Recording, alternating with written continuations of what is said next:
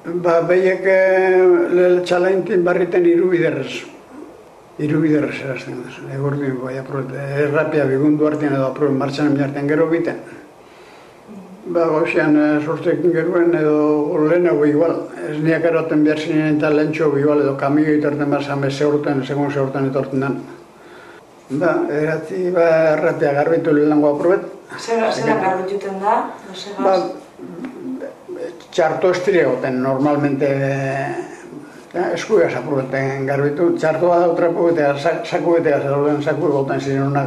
Plastikozkoa da sorrik ezele garbitu bai. Saku ikaz. Bai.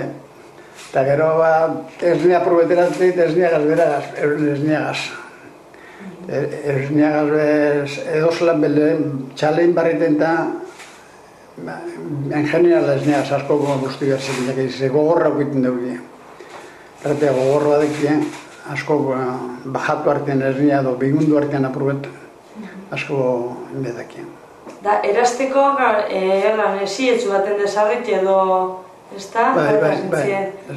Areri zela esaten zuen, areri... Aurkie, erpe txiker bat beti gotu zen, kortan bat edo bi. Bai. Ziziten zain? Txikerrek. Etzien inikoa edo?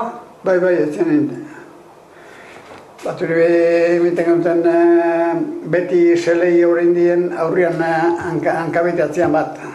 Beti egozatzen lagunkako eta azpigaz edo beti desbardin lotun diretan. Hiru hankakoa? Hiru hankakoa.